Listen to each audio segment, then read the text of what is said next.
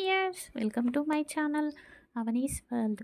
శ్రీ పరాభవ నామ సంవత్సరం గ్రీష్మ ఋతువు నిజజ్యేష్ఠ మాసం కృష్ణపక్షం చతుర్థి. ఈరోజు శుక్రవారం, ధనిష్ట నక్షత్రం. ఈరోజు శుక్రవారం అమ్మవారి నామాన్ని జపించాలి. ఈ నామాన్ని జపించడం వలన కళ్ళల్లో తేజస్సు, ముఖంలో కాంతి, మనదైన గుర్తింపు మనకి లభిస్తుంది. ఓం గుప్తలక్ష్మియై నమః. ఓం గుప్తలక్ష్మియై నమః.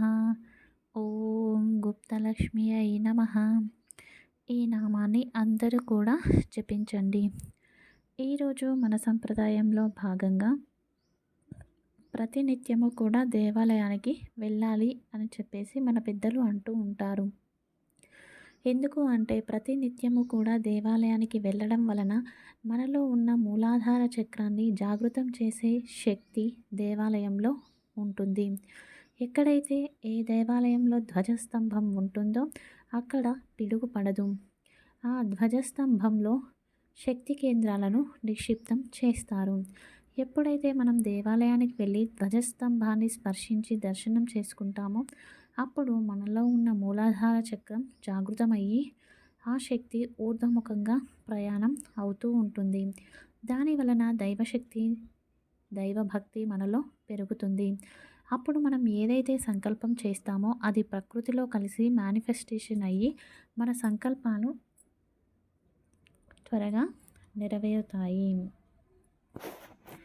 కాబట్టి ప్రతి ఒక్కరూ కూడా దేవాలయాన్ని దర్శించండి. మీ దగ్గర ఊర్లలో ఎక్కడైనా దేవాలయాలు నిర్మిస్తే అక్కడ ఖచ్చితంగా ధ్వజస్తంభం ఉండే విధంగా చూసుకోవాలి. ఈ ధ్వజస్తంభాన్ని గర్భగుడిలో ఉన్న మూల విరాట్ యొక్క ఎత్తును బట్టి ఒక ఫార్ములాను యూస్ చేసి ధ్వజస్తంభం ఎంత హైట్ ఉండాలి, దేవాలయానికి ఎంత దగ్గర ఉండాలి అని చెప్పేసి కొలతలు వేసి లెక్కలు కట్టి ధ్వజస్తంభ నిర్మాణం చేస్తారు. ఈరోజు మనవస్తులో భాగంగా నాన్నగారు ఇల్లు నిర్మించిన తర్వాత అతను స్వర్గస్థులైతే అందులో కొడుకు ఉండవచ్చా, ఉంటే ఏమైనా ప్రాబ్లమా అని చెప్పేసి అడుగుతూ ఉంటారు. అది తండ్రి పేరు నుంచి కొడుకు పేరుకి రిజిస్టర్ అయ్యేంత వరకు ఉండొచ్చు. అందులో ఎలాంటి ఇబ్బంది లేదు. రిజిస్ట్రేషన్ కానంత వరకు కూడా ఆ ఇంట్లో ఉంటే వచ్చే మంచి చెడు ఇతనికి వర్తించదు. ఎప్పుడైతే ఇతని పేరు మీదకి రిజిస్టర్ అవుతుందో అప్పుడు అది మంచి అయినా చెడు అయినా అది ఇతనికే వస్తుంది. ఎందుకంటే ఆస్తి ఇతని పేరు మీద ఉంది కాబట్టి.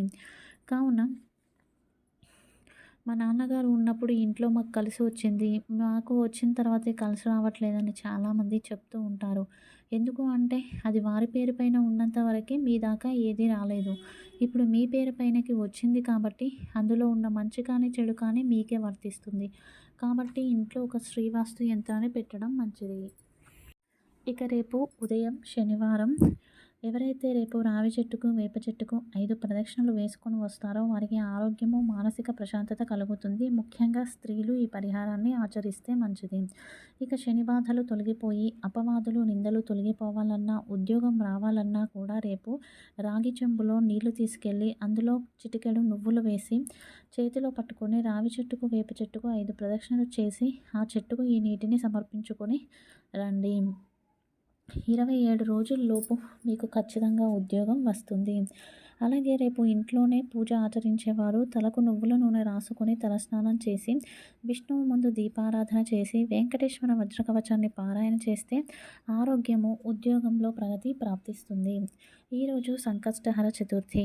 అప్పుల బాధ నుండి విముక్తి కోసం, ఆర్థిక అభివృద్ధి కోసం ఈరోజు వినాయకుణ్ణి గరికతో పూజించాలి, గన్నేరు పూలతో పూజించాలి.